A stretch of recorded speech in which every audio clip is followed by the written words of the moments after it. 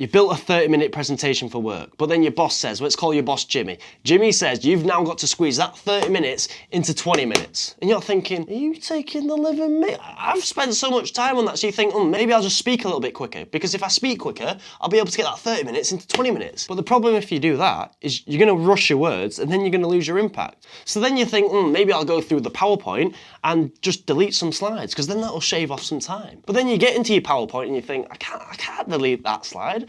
That's the main one. I can't delete that one either. So then you're in this little predicament of, what should I take out and what should I keep in? Well, over the last week, I've been converting my personal 30-minute speech into 20 minutes. And I'll be honest, it took me too long. I wasted too much time. I could have gone to the gym. I could have gone out to town and get some food. I could have gone and raced my car. But no, I spent days and days on the computer converting my 30 minutes into 20 minutes. And that's why in this video, I'm gonna give you the shortcut that I wish I had before I even started doing it, because I would have saved myself a lot of time. And here's the points we're gonna go through in this video. The purpose of why you speak, the points within your speech, the memory devices you have, the method to creating a shorter speech but still having the impact, and an example. But before I get into that, there are some free links below. They are free resources. The top one is how to make an influential presentation.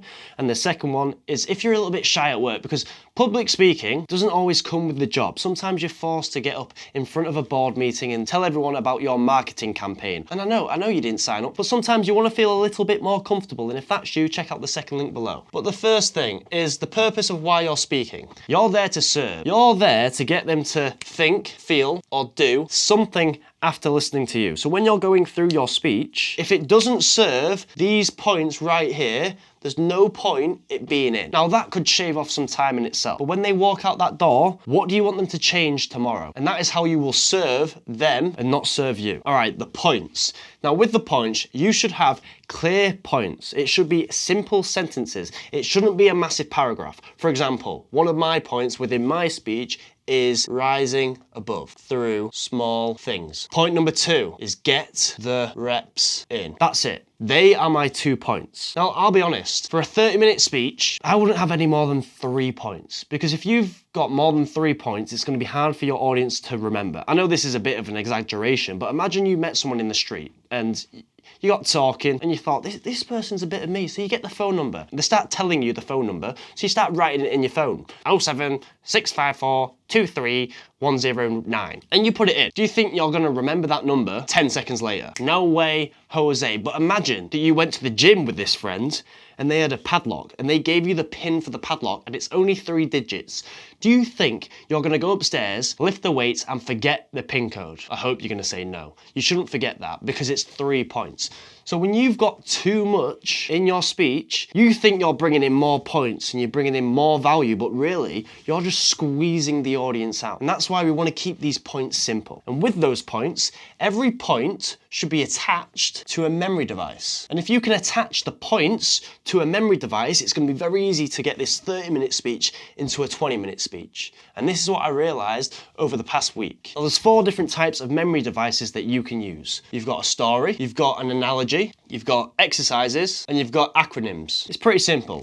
Story is an I story, but you message. An analogy is where you get something simple that they can understand and you can make it link to the audience. Like I've got one in my speech about oranges. Oh, I forgot to take the photos. Look at this. Oh, look at that. So this is my analogy. That started off as 1 moldy orange and 8 perfectly fine oranges. And what that has done is shown them what a bad leader can do. It's shown them the power of influence. That is an example of an analogy. I could have told a story about influence, but all I needed to do, I'm gonna get the photo on the screen, the day 1 photo, and I'm gonna put the day 5 now, and then I'm gonna put the day 15 now. And I've gone through this in my speech, and I've given them a visual guide of what influence can do to their business and to their team. That is an example of an analogy. Then exercises. Exercises is to get your audience involved. Something where they're gonna stand up, they're gonna probably go with a partner, or you might even get someone on stage, or someone that you work with, you're gonna pick them out and bring them up. For example,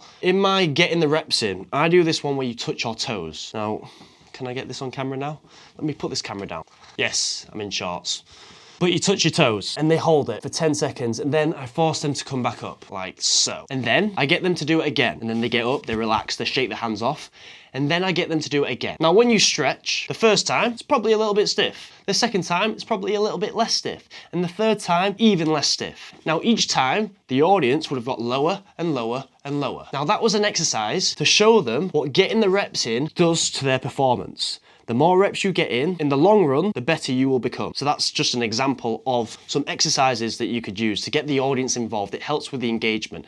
And an acronym, I don't have one in my speech, but let's just do an example for one. DIALS. My DIALS acronym is Delivery, Improv, Auditory, Language and Storytelling. What you need to be a good communicator. And actually that is in, which is the second link below, what I talked about at the start of the video. If you're a little bit shy with your communication, I'm gonna put the poster here. You get that poster, but you also get 30 days of emails, which goes through my DIALS formula. But they're different types of memory devices, and you want to attach memory devices to your points. So you can set the point in stone. So when they actually walk out the door, and even one up from that, when they go to sleep and they wake up in the morning, they will actually remember the points that you were talking about. Because quite often people just zone out and they don't remember the things. That's why you don't just want to tell them, you want to show them. Now, that is all the information you need in order to make a 30-minute presentation into 20 minutes. But how can you apply this? What is the method to use this information to transform your speech? Well, I'm going to show you right now. Let me rub all of this off. I'm going to put my points down here.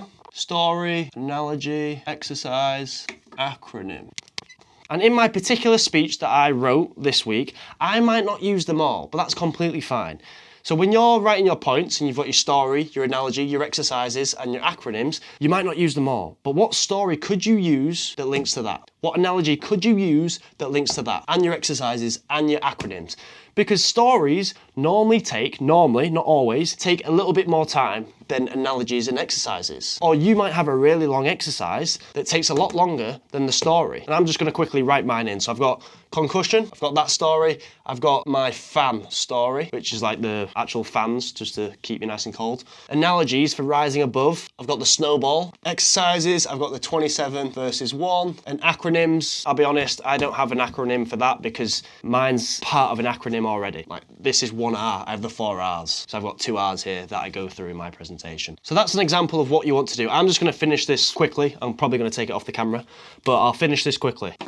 So I've now filled this out. I've got an idea for every single one. Now, obviously, if I'm doing a 20-minute presentation, I can't include that, but I need to establish what is the most impactful point within my presentation. Which one is gonna serve the audience the best? Which one's gonna direct them to think, feel, or do a certain thing after listening to me? So when you're doing yours, which one's gonna serve your audience the best? That's what you need to establish. Now, with my example, it's rising above, it's doing the small things.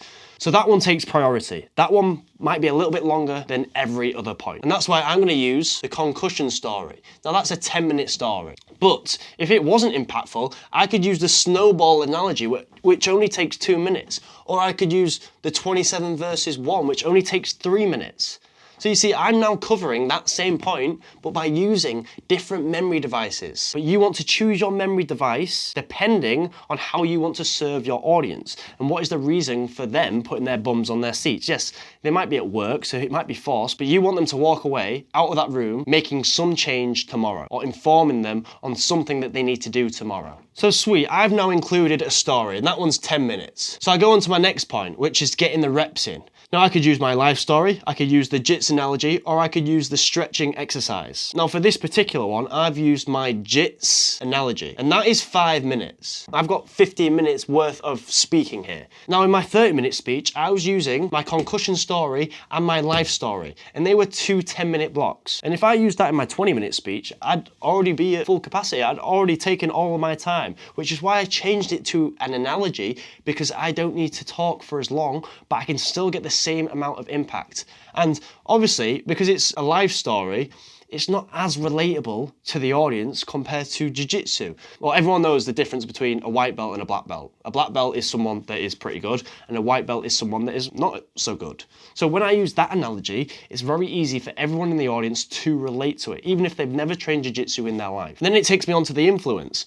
Now, I go through the orange story, and the orange analogy. The orange analogy is 3 minutes. So now I've got 10 minutes, 5 minutes, 3 minutes. So now my speech is 18 minutes, so you include the intro and the conclusion, and that's 20 minutes. If you want to turn your 30-minute speech into 20 minutes, you don't even need to look through what you've already done. You just need to look through this and choose your memory devices depending on the impact that you want to have, depending on how you want to serve your audience. You have the main points, you have stories, analogies, exercises, and sometimes you'll have acronyms. They're not as common. I don't really use them. If I used an acronym, I would use it as my full speech, but they still can be used. And within that, for me personally, my stories, they're always a little bit longer than my analogies and my exercises.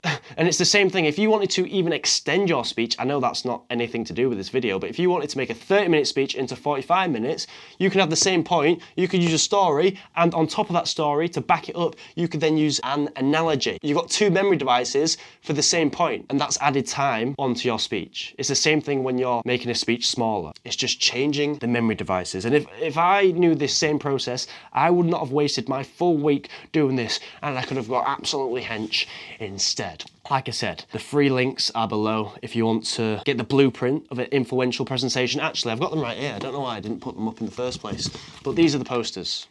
And it's literally that simple. Don't think about what words you can take out and what slides you can take out. Just think about what memory devices can you use to attach to your points. But remember, you also want to take in consideration, is this memory device going to serve the audience and what I want them to think, feel, or do after listening to me? It's that simple. And although this is very important when trying to get your presentation from 30 minutes to 20 minutes, how do you even write a speech in the first place? Because it's all right having your points and having your memory devices, but how do you link them all together? How do you include introductions that's actually going to capture the audience and engage them from the start? And if you want to learn about that, you should probably check out this video because I will show you the system for that as well. But anyway, adios amigos.